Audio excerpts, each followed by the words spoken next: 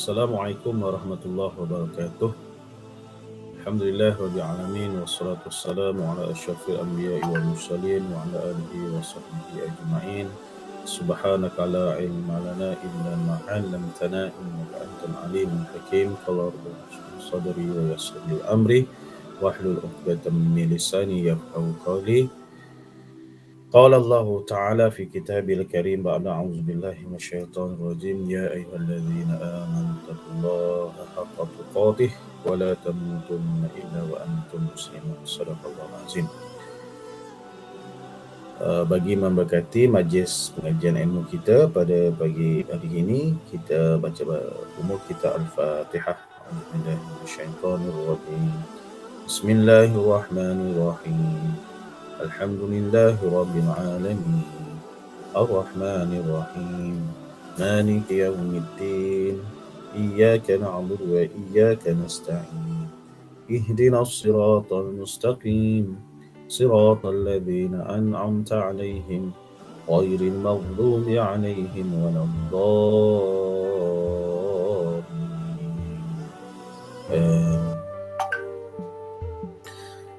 Alhamdulillah, syukur kepada Allah Subhanahu wa taala kerana kita dapat lagi berada dalam satu ruang majlis ilmu yang pastinya ianya disukai Allah dan Rasulnya dan sekalian orang beriman, dengan menjadikan kita ini sentiasa menjadi orang yang berilmu, dan hakikatnya ilmu itu memandu kita sebagai orang Islam di muka bumi Allah agar beramal dengan ilmu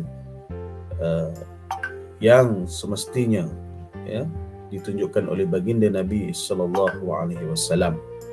Dan kita masih lagi berbicara dalam kitab Mastika Hadis Rasulullah sallallahu alaihi wasallam, jilid yang kedua perihal bab solat-solat sunat. Yang lalu kita telah pun mempelajari solat sunat itu adalah satu keperluan sebagai hamba Allah, sebagai manusia yang akan ditanya di mahsyar nanti. Selain solat kefarduan, solat sunat juga akan ditanya. Kerana apa? Kerana solat sunat itu akan menyempurnakan, menampung kelompangan yang ada pada solat fardu.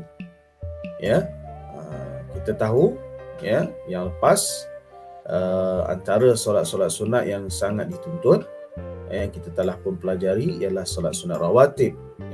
Solat rawatib ni solat yang mengiringi solat-solat fardu. Dan kita pelajari solat sunat witir. Kita ketahui solat witir ini solat yang menutup, ataupun kita istilahnya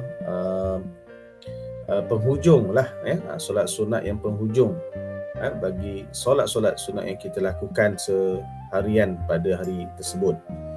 Kemudian kita belajar pula solat malam ataupun tahajud, yang kita pun dah pelajari dua siri tentang solat-solat tahajud ini.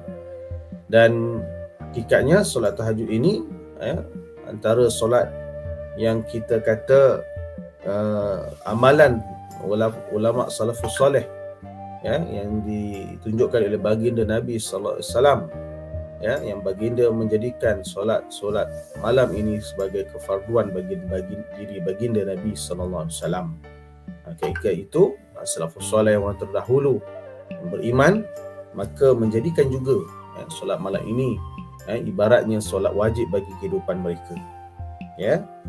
Jadi kita nak ikut, nak digolongkan dalam golongan salafus salih, golongan salihin, golongan orang yang beriman, dalam kalangan orang yang mengimani segala apa yang ditunjukkan oleh baginda Nabi SAW, maka kita kena ikut jugalah, lakukan yang sama. Laluan nak ke Kuala Lumpur dengan satu jalan, iaitu jalan Federal Highway contohnya, walaupun banyak jalan berliku-liku, tapi ini ada jalan yang straight forward ke Kuala Lumpur dengan pasti jalannya itu benar, maka sampailah kita ke Kuala Lumpur. Kita bimbang kalau ikut kita jalan lain, takut tak sampai. Itulah ibaratnya hidup kita. Jalan nak ke syurga tu baginda Nabi dah tunjuk, para sahabat dah ikut, para salafus soleh dah ikut, ulama ya, yang kemudian dah ikut dah hari ini. Kita pun ikutlah jalan yang sama. Kenapa kita nak ikut jalan yang lain yang ditunjukkan baginda Nabi sallallahu alaihi wasallam? Dan kita berada pada hari ini ialah 10 Muharram. Seperti kita ketahui, 10 Muharram ni adalah satu hari yang sangat mulia. Kalau kata dalam bahasa Melayu kita, karamah kan, kemuliaan yang ada dirahsiakan oleh Allah SWT. Dan antara peristiwa-peristiwa yang berlaku pada 10 Muharram ini terlalu banyak, dan ianya satu keajaiban yang sangat luar biasa pada 10 Muharram. Tak adalah saya nak cerita tentang kelebihan 10 Muharram ini, ataupun kita kata peristiwa-peristiwa berlaku yang berlaku di 10 Muharram ini, tapi antaranya bermula pada zaman Nabi Allah Adam sendiri diampunkan oleh Allah SWT setelah diusir dari syurga. Baginda Nabi Allah alaihissalam, Nabi Adam alaihissalam membaca Rabbana zalamna anfusana wa illam taghfir lana wa tarhamna lanakunanna minal khasirin. Nabi Adam menyesalnya kerana melakukan apa yang Allah tegah, iaitu bukan saja mendekati pokok khuldi, bahkan dia makan buah khuldi tersebut yang merupakan larangan Allah SWT. Lalu Allah mengusir baginda dan juga Hawa. Namun kita kata Allah itu Maha Pemurah, Maha Pengampun, mengampunkan segala dosa Nabi Allah Adam dan juga Hawa, dengan baginda banyakkan membaca doa Rabbana zalamna anfusana tadi, dan diampunkan oleh Allah SWT pada bila? 10 Muharram. Di 10 Muharram ni bermula Nabi Allah Adam sudah ditakwimkan ataupun disusunkan. 10 Muharram ini penuh dengan kemuliaan. Nabi Allah Yunus, Nabi Allah Ibrahim, Nuh, Nabi Allah Nuh yang selamat daripada banjir yang besar yang telah seluruh dunia banjir. Habis semua haiwan, manusia mati. Tapi selamatnya Nabi Allah Nuh dan pengikutnya yang berada di bahtera Nabi Nuh, dan selamat berlabuh kapal Nabi Nuh itu, bahtera Nabi Nuh itu pada 10 Muharram. Nabi Ibrahim selamat daripada api Namrud pada 10 Muharram. Nabi Yunus selamat daripada perut ikan Nun pada 10 Muharram. Nabi Allah Musa selamat daripada kecaman Firaun yang kejar melalui Laut Merah, dan matinya Firaun itu dengan pada Laut Merah, dan selamatnya Nabi Musa daripada Firaun pada bila? Pada 10 Muharram. Dan banyak lagi kisah-kisah tentang 10 Muharram ini yang baginda Nabi SAW bila hadir di Madinah, baginda melihat orang Yahudi berpuasa pada 10 Muharram. Lalu baginda tanya, wahai fulan, kenapa kamu puasa pada 10 Muharram? Kerana Nabi kami, Nabi Musa lah, Yahudi ini menjawab, kami ini telah Nabi kami telah diselamatkan Allah SWT pada 10 Muharram. Jadi bagi Nabi kata, kami pun meraihkan dengan kami berpuasa 10 Muharram. Tidak semestinya kamu meraihkannya, kami sebagai Muslim juga 10 Muharram adalah tarikh karamah, kemuliaan yang kami meraihkan dengan berpuasa sunat 10 Muharram. Jadi tapi kami tidak sama dengan kamu berpuasa, wahai kamu Yahudi. Tak bersama ni dah sudut-sudut iman lah. Dah tentulah kita berpuasa iman kita kepada Allah SWT, berpuasa tu kerana Allah. Dan membezakan, baginda Nabi mengajak umatnya membezakan puasa kita 10 Muharram yang beza puasa Yahudi, dengan baginda menyuruh kepada umatnya agar berpuasa 9 Muharram, makna semalam 9 dan 10. Maka di situ membezakan puasa Yahudi. Bahkan Nabi sendiri berikrar, berikrar ni maknanya mengakui bahawa baginda sendiri akan berpuasa 9 dan 10 Muharram pada tahun akan datang. Namun baginda Nabi SAW wafat, tidak dapat melakukan 9 Muharram. Namun kita umatnya diajar begitu, maka kita lakukan. Jangan kita nak puasa 10 Muharram satu hari ini saja. Habis macam mana Ustaz, saya dah terlupa, saya nak puasa 10 Muharram hari ini, Alhamdulillah saya dapat puasa, tapi semalam saya terlupa. Maka ulama' boleh menggariskan, boleh kita berpuasa dengan 11 Muharram. Maknanya besok kita kena puasa lah, supaya dia membezakan kaum puasa kaum Yahudi. Okey, selesai. Dia puasa solat sunat kita kata puasa yang terbaik tadi, puasa yang yang kita lakukan selepas solat puasa fardu bulan Ramadan ialah puasa di bulan-bulan Muharram. Antaranya inilah 10 Muharram hari ini, dan semalam, dan jika mampu besok, 3 hari berturut lagi bagus, yang terbaik 9, 10, atau tak mampu 10, 11, kalau tak mampu lagi mampu 9, 10, 11. Tak mampu juga bolehlah puasalah 10 saja.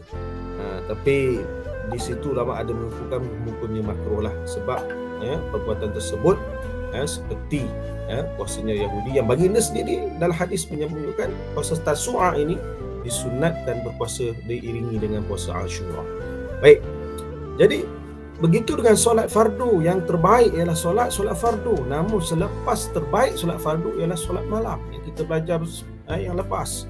Solat tahajud, solat malam yang memang kita lakukan, solat taubat ke, hajat ke, istigharah ke, apa jua solat sunat yang kita lakukan pada waktu malam, maka itu yang terbaik selepas solat fardu. Maka kita insya-Allah kita dah ada ilmu, kita pandukan ilmu tersebut. Ini adalah mengikut hadis Nabi. Ni kitabnya, kitab Mastikah Hadis yang diterbitkan oleh Jabatan Kemajuan Islam Malaysia JAKIM, yang kita guna pakai, dan pastinya hadis-hadis yang dimuatkan dalam buku ini adalah berbentuk hadis yang sahih. Maka kita amalkan solat sunat tahajud atau solat semalam dalam kehidupan kita. Baik, hari ini kita pelajari pula solat sunat duha. Ustaz, biasa dah kita lakukan. Kami biasa je lakukan solat sunat duha ini. Dan kami Alhamdulillah istiqamah. Alhamdulillah. Bukan saya nak menyemak tuan-tuan buat ke tidak. Kita semua ini adalah konteks orang yang talib, sentiasa menuntut ilmu. Walaupun kita sudah beramal dengan ilmu tersebut, ada kala adanya missing ataupun leaking, keciciran ilmu yang kita tak sangka, rupanya ada dan kita tak tahu lagi perihal, khususnya dalam perihal solat sunat duha ini.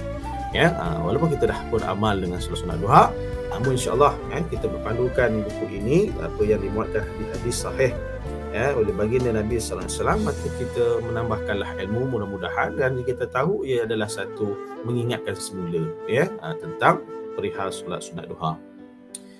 Baik, solat sunat duha ini adalah kategori solat sunat yang berwaktu. Yang lalu kita telah tahulah solat sunat ni ada 3 kelompok, 3 kategori. Satu, solat sunat yang berwaktu. Satu, solat sunat yang tidak berwaktu. Satu lagi solat yang tak ada waktu dan tak ada sebab. Tadi solat sunat yang berwaktu, dan ada sebabnya lah. Dan kemudian ada solat yang tak ada waktu tapi ada sebab, ada sebab. Dan ada solat yang tak ada waktu dan tak ada sebab. Contoh solat sunat yang berwaktu dan bersebab, contohnya solat sunat duha. Dia sebabnya kita nak solat waktu tu adalah waktu pagi. Solat duha tu adalah waktunya ialah waktu pagi, antara katalah pukul 8 hingga pukul 12 yang kita biasa tahu itulah umumnya. Solat duha itu berwaktu. Maka sebabnya kerana ianya ada apa kita kata bukan solat sebab yang berwaktu, solat waktu ni solat waktulah. Yang berwaktu ni seperti solat duha, solat rawatib, waktunya tu ialah waktu selepas solat fardu, kan? Itu berwaktu. Yang kedua jenis solat ni adalah solat sunat bersebab. Contoh solat bersebab ni, kita buat solat hajat, ada sebab, kita nak hajat sesuatu, kita buat solat hajat. Itu solat sunat yang bersebab. Yang kedua, yang ketiga, solat sunat tak ada waktu dan tak ada sebab. Itu dinamanya solat mutlak. Tak ada apa-apa, tak ada waktu, maknanya tak ada waktu macam duha, tak ada waktu macam solat sunat rawatib, tak ada waktu macam solat malam, maka dia nak buat suka dia. Tapi pastikan waktu tidak ada waktu tu bukanlah waktu yang diharamkan, seperti waktu selepas asar, selepas subuh, selepas waktu tegaknya matahari, ataupun dipanggil waktunya istiwanya matahari, matahari istiwa ni matahari yang tegak, tak boleh lah. Walaupun dia tak ada waktu, dia boleh buat bila-bila masa, tapi 3 waktu ni janganlah buat. Contohnya dia buat solat selepas pukul 3 Zuhur tu pukul 3 kan, tak ada apa sebab dan tak ada apa waktu pun solat waktu itu, maka dia nak buat, tak ada masalah. Itu nama solat mutlak. Saya ulang balik, solat sunat ada 3 kelompok. Yang pertama, solat sunat yang berwaktu, contohnya solat sunat malam, solat duha, solat rawatib, itu berwaktu. Solat tarawih, solat sunat tarawih kan, dia tu berwaktu. Boleh tak buat solat tarawih sekarang? Tak boleh lah, sebab waktunya hanya pada bulan Ramadan dan waktunya malam saja. Itu maksudnya solat yang berwaktu. Boleh tak buat solat duha waktu pukul 3 petang? Tak boleh, sebab waktu duha itu adalah waktu pagi saja. Boleh tak buat solat malam itu pada waktu siang? Tak boleh lah, nama pun dah solat malam. Itu maksudnya solat yang berwaktu. Solat yang kedua, solat yang bersebab. Contohnya solat hajat, kita nak ajak sesuatu. Solat istikharah, kita nak buat satu pilihan yang kita memerlukan petunjuk Allah, maka kita solatkan istikharah. Dan solat taubat, contohnya solat taubat ini adalah solat yang bersebab, kita memohon ampun Subhanahu taala. Itu yang kedua. Yang ketiga, yang solat tidak ada waktu dan tidak ada sebab. Baik. Hari ini kita pelajari solat sunat duha, iaitu solat yang berwaktu. Iaitu banyak hadis menerangkan tentang kelebihannya. Nampak? Bila tentang solat sunat ni, macam yang lalu kan, kita belajar solat tahajud. Mulakan dengan hadis tentang kelebihan solat tahajud. Yang kita tahu kan, alaikum bi qiyamul lail, kita disunatkan untuk bangun malam dengan supaya dia ni adalah satu perbuatan ciri-ciri orang beriman, ciri-ciri orang terdahulu, mudah diampunkan dosa, dijauhi segala penyakit. Itu kelebihan. Begitu juga solat-solat rawatib kan, solat rawatib, contohnya solat sunat fajar sebelum subuh, 2 rakaat sebelum subuh. Solat sunat fajar ni bukan solat malam, dia dah azan baru solat ni didirikan. Itu sunat fajar. Kalau sebelum azan subuh, itu namanya solat malam. Apa jualah solat yang tuan-tuan lakukan. Asalkan dia solat sunat yang berwaktu ataupun bersebab, boleh dilakukan pada waktu malam itu. Azan subuh aja, maka solat-solat malam itu dah tidak valid lagi dah, sebab waktunya dah luput. Maka kita boleh dirikan namanya solat sunat, solat sunat fajar, sebelum dirikan solat subuh, fardu subuh ataupun sebelum qamat. Di situ kita pun tahu kelebihan di solat sunat sebelum subuh. Apa dia? Kata baginda Nabi SAW, raka'ataini qabla al-fajr khairum minad dunya wa ma fiha. 2 rakaat saja dirikan, kata ulama, 2 rakaat ni boleh menaluki dunia. Maksudnya sebab apa 2 rakaat ni, kata Nabi, lebih baik daripada dunia, atau menaluki dunia tu lebih baik dari dunia ini dan dari isi-isinya. Kata Imam Nawawi rahimahullah taala, wa ma fiha, fiha tu makna isi dunia itu ialah kekayaan, kemewahan, jawatan. Maaflah, hari ini kita masih menanti, bukan saya masuk politik, tapi negara kita ni masih menanti kerajaan yang baru. Mudah-mudahan Allah SWT beri petunjuk kepada tuanku Sultan Agong, tuanku YDPA Agong kita, agar mendapat keputusan yang baik untuk negara kita juga. Kalau negara kita kuncang kacir, tak aman, tak harmoni, kita nak belajar macam ni pun susah. So kata-kata politik ini kita tak boleh asingkan. Politik kita kena masuk dalam hidup kita agar ianya adalah kena-mengena dengan syariat. Dia kena mengena. Kita nak makan pun bawa agama. Nak makan, agamanya apa? Mengajar kita berdoa, membasuh tangan, makan beradab. Itu agama dalam makanan kita nak makan. Masuk tandas, kita bawa agama. Masuk kaki kiri, berdoa sebelum masuk tandas, keluar berdoa selepas keluar tandas. Maknanya agama, kita masuk dalam tandas pun kita bawa agama. Begitu dalam politik, kita bawa agama dalam politik. Ya, jangan politik itu tidak ada agama. Ya, maka nanti politik itu akan menjadi politik sekular. Suka hati je nak merintah tanpa ada sempadan, tak ada batasan, tak ada panduan. Maka agama ini kita bawa setiap sudut ataupun perspektif dalam hidup kita. Apa jua yang ada berkaitan dengan hidup, maka agama itu pastinya kita bawa bersama. Okey? Baik, lebih baik daripada dunia itu solat fajar. Itu solat sunat rawatib yang kita ketahui selama ini. Namun baginda Nabi menyebut tadi sebaik-baik puasa puasa fardu. Puasa fardu ni puasa bulan Ramadan ialah puasa sunat di bulan haram. Itu contohnya bulan 10 Muharram ni, ataupun puasa di bulan Muharram. Sebaik-baik puasa sunat iaitu selepas fardu ialah solat di bulan Muharram. Bulan Muharram ni ada 4 kita tahu, Zulkaidah, Zulhijjah, Muharram dan Sya'ban, Rajab, bulan Rajab. Jadi puasa pada 4 bulan ini lebih baik puasa sunat itu berbanding puasa sunat-sunat yang lain kita lakukan. Begitu solat ni banyak, solat sunat ni banyak. Solat fardu yang terbaik. Dan sebaik-baik solat fardu, solat sunatnya ialah solat pada waktu malam. Maka saya nak sebut rawatib tadi, yang 2 rakaat fajar itu boleh menaluki dunia kefadilatnya. Bagaimana solat malam? Yang Nabi declare dia adalah terbaik dalam solat-solat sunat. Maka jangan tinggalkan solat malam. Maka di situ kata, saya nak sebut sini bahawa bagi hadis ini ataupun penulis dalam karangan kitab ini dahulukan solat sunat itu dengan kelebihan. Kerana apa? Kerana ia dah memberikan motivasi.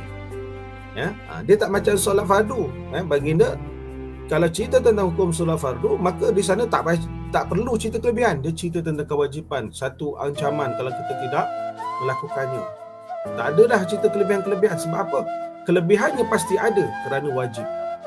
Tapi kalau sunat, kena cerita kelebihan sebab dia sunat. So itu beza perkara wajib dengan perkara sunat ni. Dulukan perkara wajib itu dengan suruhan. Dulukan perkara sunat itu dengan motivasi, iaitu kelebihan-kelebihan.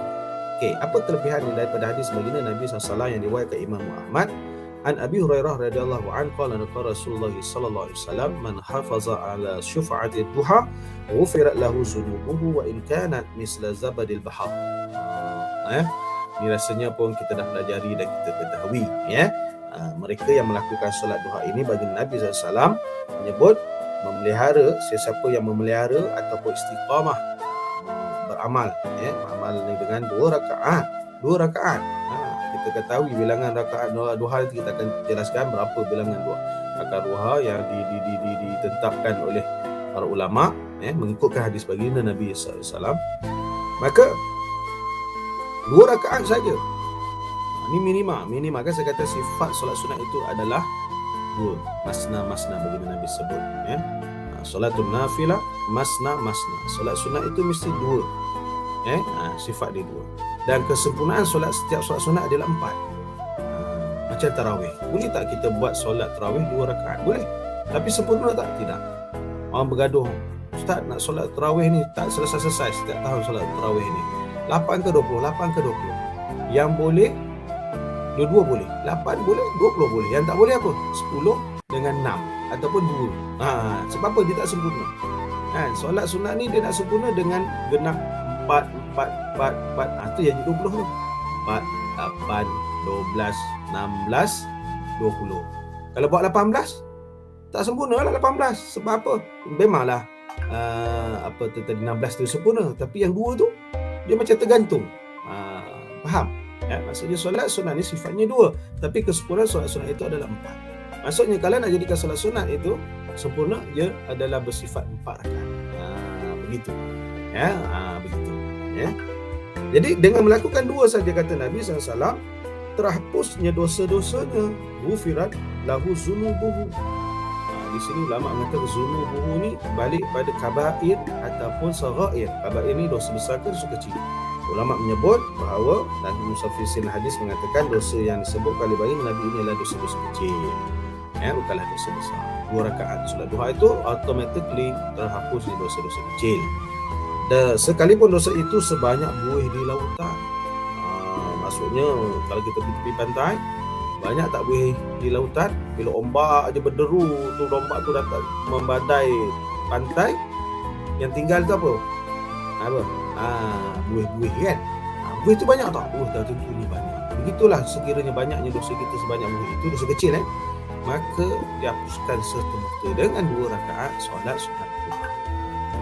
Ustaz, dah solat dosa kecil ni walau banyak sebab buih pun bukan dikira dosa besar juga Ustaz. Yang penting dosa besar tu kita nak minta ampun. No, jangan cakap begitu.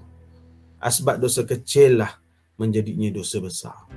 Ibarat satu hati yang bulat, memang dosa kecil itu kecil je titik hitamnya. Tapi kalau dah kecil hitam itu banyak, macam buih lautan tadi, lama-lama hitam tak hati tu, dia hitam. Kalau dosa besar, satu hitam terus hati tu kalau melakukannya. Tapi dosa kecil. Ibarat macam air, batu yang ditimpa dengan titisan air, lama-lama batu tu lekuk tak? Ya lekuk. Maknanya ada kesan. Maksudnya ada kesan. Walaupun ia ada satu kecil, satu bentuk yang kecil, tetapi memberi kesan juga. Itulah dosa. Walaupun dosa itu kecil, tapi memberi kesan juga kepada hati kita. Maka dengan solat sunat duha, kata Nabi SAW, terhapusnya dosa-dosa kecil tersebut, walau sekalipun dosa kecil itu sebanyak buih di lautan. Seterusnya diterangkan lagi hadis an Abi Hurairah radhiyallahu anhu qala awsani khalili. Nampak? Sahabat ni kalau dengan Nabi dia bermanja-manja. Macam ni kan Abu Hurairah mengatakan qala, Abu Hurairah mengatakan awsani khalili. Khalili ni balik pada Nabi lah. Khalil ni apa? Kawan yang sangat rakat, sangat akrab, maksudnya teman yang sangat disayangi lah. BFF lah. So, kita sekarang apa? Khalili ni BFF, best friend forever. Gitu. Apa maksud apa beza kawan, sahabat dengan kawan? BFF ni apa beza BFF dengan friend? Best friend dengan friend. Apa beza? Bezanya kalau friend ni kawan biasa aja. Kawan biasa. Tapi kalau best friend, istilahkan sahabat, macam Nabi dengan sahabat. Kata sahabat itu maknanya chemistry itu ada di antara dua pihak. Itu maksud sahabat, itu maknanya best friend. Maknanya ada chemistry, ada insting yang sama, jiwa yang sama, perasaan yang sama. Itu maksud sahabat. Itu maksudnya best friend. Maksud Khalil, bahasa Arab dipanggil Khalil, sahabat, kan? Maksudnya Khalil ni lebih lagi BFF forever. Betul, gitu kan? Panggilan kita dengan sahabat kita begitulah. Panggillah yang baik-baik. Lagi-lagi dia tu adalah kita sedih, dia bersama kita. Kita gembira bersama kita. Kita tak nak kawan yang kita gembira, kita senang, dia datang. Kita susah, dia lari. Kita tak nak kawan begitu. Kata Abu Hurairah, awsani Khalili sallallahu alaihi wasallam bisiyami salasati ayyam fi kulli syahr wa raka'atain duha wa an awtir qabla an anam. Rawahu Bukhari wa Muslim. Okey. Kata Abu Hurairah radhiyallahu anhu, kata Abu Hurairah, junjunganku Khalili ni, BFF, junjunganku Nabi Muhammad SAW telah berwasiat supaya aku mengerjakan 3 perkara. Kenapa perkataan menggunakan awsani? Kenapa tak gunakan azani ataupun nasahani? Kan? Kenapa tak guna perkataan nasahani, nasihatku, azani, berpesan padaku, nasihatkanku jugalah. Awzani tu mau'izani maknanya menasihatiku, nasahani menasihati. Kenapa guna perkataan awsani? Lebih kepada memaknanya wasiat. Wasiat ni pesanan, pesan sungguh-sungguh. Macam kita nak wasiat harta, kan? Wasiat harta ni perkara yang kita wasiat tu perkara apa? Perkara penting sangatlah.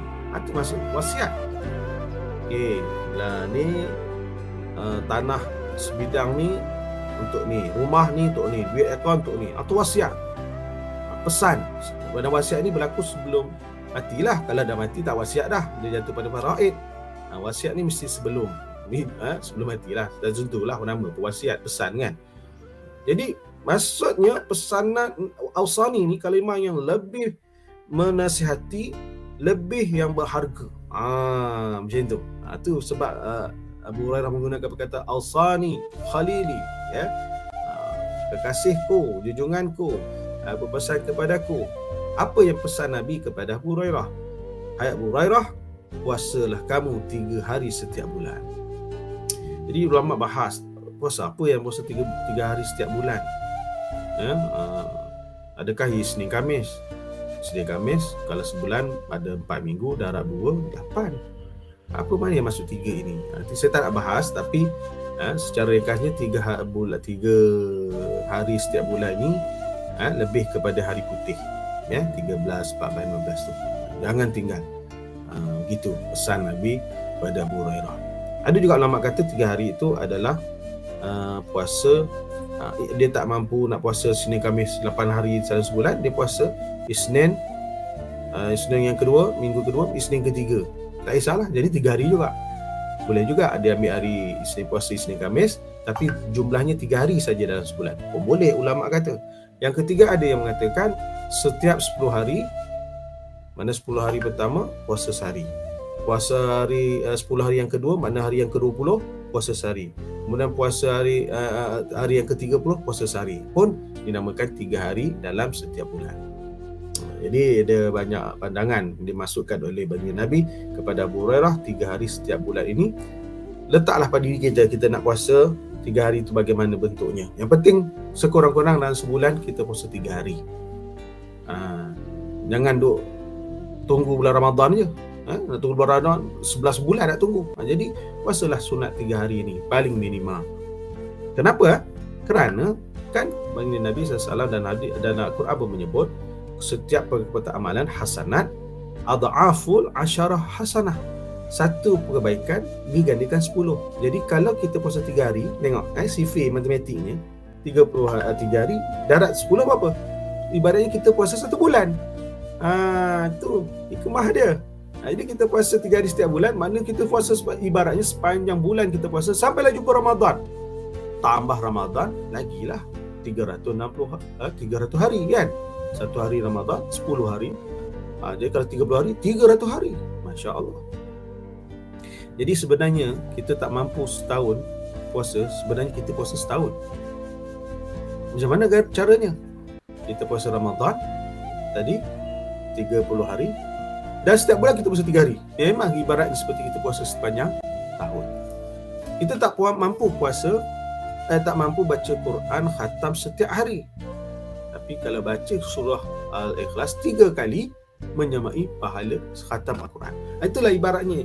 Maksudnya, kita ni hamba umat akhir zaman ni tak mampu melakukan amalan-amalan hebat seperti salafus soleh terdahulu yang dekat dengan Nabi SAW, ataupun ulama ataupun manusia yang terdahulu pada rasul-rasul yang terdahulu yang beribadat Nabi Nuh AS 950 tahun, umur mereka panjang-panjang, siang malam mereka beribadat. Sebab itu Allah beri turunnya surah Al-Qad tadi, dengan satu malam Lailatul Qadar boleh amalan kita ni lebih baik daripada 1000 bulan. Maknanya umur kita 83 tahun. Sebab nak nandingi umur-umur terdahulu yang hidupnya 100 tahun, 200 tahun, 500 tahun, 900 tahun. Nabi Allah Adam 900 tahun, Nabi Allah Nuh 950 tahun. Kita tak ada umat sekarang umur panjang itu. Tapi amalan kita ni boleh menandingi seperti mereka. Seperti apa? Seperti ini yang kita cakap tadi. Puasa 3 hari, ibaratnya kita puasa sepanjang hari. Fadilat dia lah. Fadilatnya itu seperti sepanjang hari kita berpuasa. Jadi tuan-tuan, puan-puan hajah, tuan-tuan haji, jangan kita tinggalkan 3 hari berpuasa dalam sebulan. Seminima. Kalau yang boleh istiqamah Isnin Khamis, dia dah tentulah dapat yang 3 hari itu. Sebab dia dah 8 kan, dah tentulah lebih. Itu lagi dia dapat. Puasa 8 hari, tambah pula puasa hari putih, 11 hari. Confirm. Dia beramal. Masya Allah. Itu dah tentu lebih daripada yang puasa 3 hari. Janganlah tak mampu kita buat 11 hari tadi, puasa Isnin Khamis dengan puasa hari putih, tak mampu buat 11 hari, tapi janganlah tinggal yang 3 hari. Itu ibaratnya. Maksudnya tak tinggal yang 3 hari, 11 hari tak buat, 3 hari tak buat, ini kita tak molek. Tak molek sebab apa? Tak ambil peluang. Ambil peluang, ya Allah sediakan tawaran ni. Ya, tak ada pada umat terdahulu. Umat terdahulu umur panjang, nak buat dapat ibadat yang banyak, fadilatnya, kelebihannya dengan melakukannya dengan umur yang panjang tadi. Kita tidak, ya. Itu umur kita 60-70 je Nabi kata. Tapi boleh menandingi fadilat kelebihan amalan kita hidup di dunia ni. Di dunia ni sama macam orang terdahulu yang umurnya lama-lama. Itu yang pertama Nabi pesan pada Abu Hurairah, 3 hari setiap bulan puasa, ya. Puasa 3 hari setiap bulan. Kedua, apabila dan mengerjakanlah 2 rakaat solat sunat duha. Dan yang ketiga, ya, lakukan solat sunat witir. Dan kata Abu Hurairah, aku melakukan solat witir itu adalah sebelum tidur. Ni saya nak kata buat, Ustaz, bukan witir ke itu yang Nabi lakukan oleh baginda Nabi sallallahu alaihi wasallam pada hujung malam, ya, melakukan 4-4-3 tadi. Betul, itu ditunjukkan oleh baginda Nabi SAW dan para sahabat yang mengikut cara Nabi ini ialah Sayyidina Umar, yang hati yang kuat, yang kental. Yang beliau juga melakukan witir di hujung malam, Sayyidina Umar. Sayyidina Ali, ya, juga melakukan solat sunat witir itu di hujung malam. Tapi sahabat yang melakukan, antaranya yang melakukan witir sebelum tidur ni, ya, bukan menyalahi sunnah Nabi. Nabi tak kata ia menyalahi, ia adalah sesuatu perbuatan yang dibolehkan juga. Alasannya pula ada. Contoh, yang melakukan solat witir ni sebelum tidur ni Sayyidina Abu Hurairah, ya, beliau dah declare ni, ya, wa ana autir, dan aku melakukan witir itu qabla ana anamu, makna declare aku melakukan witir ni tidaklah hujung malam, sebaliknya aku melakukan witir ini sebelum aku tidur. Abu Hurairah. Siapa lagi? Sayyidina Abu Bakar. Siapa lagi? Sayyidina Uthman. Ni sahabat-sahabat yang besar melakukan witir sebelum tidur. Kenapa kita kata Ustaz, witir ni mesti hujung malam? Sebab Nabi buat begitu. Betul, tapi sahabat juga adalah satu sahabat yang dekat dengan Nabi, dan Nabi declare itu adalah satu perbuatan yang dibolehkan. Bahkan ianya adalah juga sunnah sahabah. Kan? Jadi boleh. Dan Nabi juga bertanya, kenapa kamu melakukan sedemikian wahai Abu Bakar? Kan? Kenapa buat solat sunat itu sebelum tidur? Kata Sayyidina Abu Bakar, kerana aku bimbang tak bangun tidur, langsung kalau aku tertidur tak dapat langsung buat. Lebih aku buat siap-siap. Itu alasan dia, dan betul. Dan kita pun amal perbuatan tersebut di bulan Ramadan. Kan, sebab kita solat tarawih kan kita sambung dengan solat witir. So Ustaz, nanti malam, nanti nak bangun malam macam mana? Buatlah macam biasa solat sunat malam tanpa buat witir. Sebab al-witran laisa fi ulaili.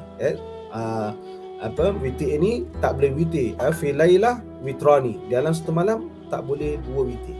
Maknanya dah, kalau kita dah buat sebelum tidur, janganlah buat waktu kita tahajud tu lagi. Jangan buat witir lagi waktu kita tahajud. Ya, itu maksudnya. Maka baginda Nabi SAW mengesahkan, betul, boleh. Dan kamu kata, Nabi puji lagi, wahai Abu Bakar, perbuatan kamu itu adalah mutayaqis, ta'ani, maknanya berhati-hati, peka. Sayyidina Umar bila ditanya, aku buat kerana aku yakin aku bangun. Kata baginda Nabi SAW, wahai Abu Umar, engkau adalah jiwa yang kental, yang kuat, ya, kerana kamu beryakin untuk bangun dan untuk menunjukkan solat witir selepas tidur, ataupun di hujung malam. Begitu, ya. Baik. Okay, menurut ulayan ulama, bila berlakunya ataupun kita kata waktu solat sunat duha ini, solat sunat duha ini sekurang-kurangnya 2 rakaat. Okey. Uraian ulama tentang solat sunat duha, dilakukan solat sunat duha itu minimanya 2 rakaat. Saya sebut tadi awal-awal, ya, seperti diampunkan dosa sebanyak buih di lautan, dosa kecil. Dan afdalnya dalam buku ini dan juga mana-mana kitab pun, kitab Muqaddimah Khadramiyah ke, kitab Muniyatul Musallin ke, apa juga kitab fiqh, rata-rata seminimanya 2 dan semaksimanya ialah 8. Walaupun ada hadis yang mengatakan 12, tapi yang ditunjukkan oleh baginda Nabi SAW ialah 8. Yang jumhur mengatakan seminima 2, semaksima ialah 8. Boleh tak buat 16? Tak boleh lah, tak ada dalam syariat. Witir sampai 16 rakaat, witir sampai 20, tak ada syariat. Habis tarawih tak 20? Sebab amalan sahabah, iaitu Sayyidina Umar. Kan zaman Sayyidina Abdul Rahman 36 rakaat. Maka itu boleh dilakukan kerana ada dilakukan oleh yang baginda Nabi kata sunnatul Rasulullah SAW, bahawa sunnatul sahabi. Sunnah aku dan sunnah sahabatku. Sebab sunnah sahabat ni adalah sunnah Nabi juga, dan Nabi mengesahkan itu adalah perbuatan yang Allah dan Rasulnya terima. Maka kita boleh melakukan solat witir itu 20 walaupun Nabi buat 8. Sebab Nabi dah mengesahkan, validitasi, bahasa kita lah, validitasi pada perbuatan sahabat tadi. Begitu juga 8 tarawih duha ini dilakukan kerana ditunjukkan baginda Nabi. Tak boleh kita suka-suka buat 20 duha, 36 duha. Walaupun perbuatan itu perbuatan yang kita kata mana haramnya ustaz, tapi kita ikut syariat. Syariat mengatakan Nabi buat 8, kita buatlah 8 paling maksima. Kan? Alah kita ni cakap je, ustaz, apa tak boleh buat 20 duha, kenapa tak buat 30 rakaat duha? Kamu buat ke? Itu soalannya sebenarnya. Dia sibuk nak menanya kita ni, kenapa tak boleh. Dia tanya kamu buat ke yang 20 rakaat, 30 rakaat ni? Tak buat pun. Macam isu solat tarawih lah. Dia sibuk 8, 20, 8, 20. Yang dia buat 8 tu juga, dia sibuk yang 20 tu dia tak ada pun dia nak buat pun. 36 apatah lagi. Kan? Macam penduduk di Madinah buat 36 sebab mereka tidak boleh buat tawaf. Jadi mereka nak menandingi penduduk di Mekah yang mereka ada tawaf 20, mondom tawaf. Jadi mereka nak gantikan dengan tawaf itu dengan lakukan solat tarawih dengan 36. Dan itu adalah sunnah juga, maka kita ikut, tak ada masalah. Cuma nak tanya, buat ke? Tak pernah buat pun, tapi sibuk nak bertanya. Itulah sikap orang kita. Sibuk nak bertanya, sibuk nak dapat jawapan, tapi amalan ke laut. Bahasa kita kata ke laut amalan ni. Jadi apa yang kita dapat ilmu, kita buat yang mampu, dan kalau boleh buat yang terbaik macam Nabi tunjuk. Tapi yang pasti jalan itu adalah jalan yang ditunjuk baginda Nabi SAW. Itu perihal tentang rakaat. Okey, waktunya ialah pada apabila matahari meninggi kadar segalah bermula. Macam mana saya nak tahu kadar segalah? Kita ambil lah kayu ke, bayangan itu, matahari itu naik sama galah itu dengan bayangan tadi, maknanya tinggi daripada bergalah tu. Praktikal tak nampak, dia kena ada praktikal, cakap tu tak nampak. Atau macam mana Ustaz ikut jam? Mudah, kita nak mudah. Kita nak buat jamnya ialah yang disebut oleh buku ini, matahari meninggi kadar segalah ini. Apa makna duha? Duha itu ialah matahari mula memanaskan bumi. Itu makna duha. Wadduha, demi waktu duha. Duha itu adalah waktu matahari mula panaskan bumi. Mana matahari mula nak naik tinggi segalah tu lah, maka bumi ni mula nak panas. Itulah mulanya waktu duha. Jadi kalau ikut waktu, tentunya waktu subuh sekarang pukul 7:62, syuruk 7:11. Syuruk tu pukul 7:11, itu waktu isyraq. Okey, berlakunya isyraq itu pula waktunya adalah dalam lebih kurang 16 minit. 7:14 lah kata syuruk, campur 16 waktu syuruk. Waktu habis subuh pukul 7:14, waktu syuruk 16. 14 tambah 16, 14 tambah 30. Mana 7:30 tu mulanya duha. Itu kiraan waktu jam lah. Kiraan waktu kita nak beramal dengan yang itu waktu jam teknologi kini. Tapi yang terdahulu meninggi kadar segalah ni, mudahnya kita kan semayang akhir raya, Aidil Adha. Kenapa namanya Adha? Adha itu ialah waktu duha. Kita lakukan solat duha tu. Memanglah duha tu maknanya ada yang mengatakan udhiyah, korban, hari raya korban. Ada juga mengatakan duha itu adalah waktu mulanya matahari panas. Dan waktu duha itu adalah waktu mula kita solat semayang hari raya Adha. Biasa bila kita bayang Adha bila? Pukul 8. Itulah waktunya. Ada yang mengatakan yang melakukan 8.30. Itulah waktu duhanya. Itu permula waktu. Saya cerita ada sudut waktu jam bermula selepas habis di subuh, dituruti dengan waktu isyraq. dan mulanya 7.30 itu. 7.30 tu lah, dah mula dah boleh nak sembahyang duha 7.30. Mudah pengiraan jam lah. Dan hingga bila? Hingga habis waktunya apabila gelincir matahari. Masuk kat sini matahari ialah waktu zuhur. Adakah duha tu habis pukul 11.30? Adakah habisnya zuhur itu duha itu pukul 12? Tidak.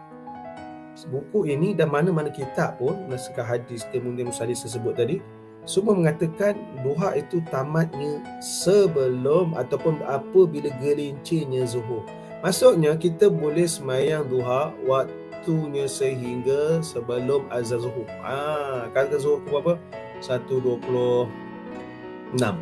Katalah kita semayang duha pukul 1.20. Boleh. Sebab buku dia kata apabila gelincirnya, apabila masuk 1.26 baru duha tu habis. So janganlah kita pertikaikan orang yang nak semayang duha pukul 1. Boleh. Yang tak boleh ialah waktu istiwa. Macam mana nak tahu waktu gelincir dengan waktu istiwa? Zawal dengan istiwa. Mudah. Saya nak bagi pengerahan senang je mengenai matematik. Waktu zawal ialah waktu zuhur masuk. Sekarang pukul 1.26. Okey, itu waktu zawal. Waktu zawal ialah waktu duha. Waktu zawal adalah waktu zuhur masuk waktu zuhur. Waktu istiwa ialah 1 jam sebelum zawal. Manakala 1.26 sebelum 1 jam berapa? 12.26. Itulah waktu istiwa. Itu yang tak boleh sembahyang sunat duha pada waktu 12.26. Tak boleh. Haram hukumnya sebab matahari sedang meninggi. Dan ada kajian sains pun bila kita solat waktu tersebut boleh mengganggu emosi, boleh mengganggu fikiran, mental sebagainya. Itu sains sebut. Tapi dari sudut hikmah agama pun dah tentunya tak boleh. Maka sains membuktikan betul. Maka pukul 12.26 ataupun kalau pukul zuhur pukul 1 petang, maka istiwanya ialah pukul 12. Tengok waktu zuhur tu bila. Tolak 1 jam, itulah waktu istiwa. Waktu yang diharamkan solat. Maka kalau pukul 12.26, jangan sembahyang duha. Nanti pukul berapa sembahyang? Biarlah dia berlalu dalam 10-15 minit. 12.26 katalah 12.45. Sembahyanglah duha. 12.45 boleh, 12.50 boleh, pukul 1 boleh, pukul 1.5 minit boleh, 1 suku boleh. Tapi janganlah sampai pukul 1 nak sembahyang duha lagi. Sebabnya waktu tu dah siap untuk sembahyang, bersedia untuk solat zuhur. Kan? Kita tahu yang saya sebut sa'atun barakah tadi kan. Selain waktu malam sa'atun barakah fil lail, sa'atun barakah fi zawal syam ni. Saat yang berharga pada ketika gelincirnya matahari. Zuhur ni adalah mulanya pengiraan waktu solat, bukan subuh, zuhur. Dalilnya aqimus solata liduluki syamsi. Duluk sama dengan zawal. Duluki syamsi sama dengan zawal syamsi. Dirikan solat itu apabila gelincirnya matahari. Zuhur lah. Wa Qur'anul fajri masyhur, dan Allah sebut dalam surah Isra, dan solat fajar itu maknanya dirikan solat gelincir matahari, maknanya solat zuhur, kemudian asar, wa ghasaqil lail, dan ghasaqil lail ni mulanya matahari terbenam iaitu waktu maghrib dan juga waktu isyak, wa Qur'anul fajri dan solat subuh. Solat subuh tu bukan solat yang pertama, ini solat yang terakhir sebenarnya dari sudut syariat. Mula-mula diturunkan waktu solat itu pada bagi Nabi SAW, solat zuhur lah yang pertama, bukan solat subuh. Memanglah kehidupan kita mula dengan waktu pagi dia, kita dirikan solat subuh. Tapi saya nak cerita sejarah penurunan waktu solat itu adalah mula waktu zuhur dulu, bukan waktu subuh. Jadi zuhur, asar, wa ghasaqil lail, wa waktu maghrib, isyak, wa Qur'anul fajri iaitu solat subuh. Jadi zuhur ni adalah solat yang mulanya syariat solat. Maka di situ Allah bagi sa'atul barakah, zawalus syamsi tadi, duluki syamsi tadi, iaitu saat seantara azan dengan qamat. Zuhur itu adalah waktu yang mustajab di doa. Amalkan tuan-tuan, fahamkan tuan-tuan haji, puan-puan haji dalam kehidupan kita. Jadi insya-Allah sebenarnya saya suka nak soal jawab berkaitan dengan solat duha ataupun apa solat, tapi kita dalam medium begini kita mungkin ada kekurangan di situ. Tak apa, insyaAllah kita jumpa, insyaAllah doakan kita jumpa kuliah bersemuka di sana. Tuan-tuan boleh simpan soalan, kita boleh tanya, tuan-tuan boleh tanya dalam kuliah-kuliah kita akan datang. Kira itu aku qauli hadza wa astaghfirullahi wa lakum wa billahi taufiq wal hidayah. Wassalamualaikum warahmatullahi wabarakatuh. Terima kasih.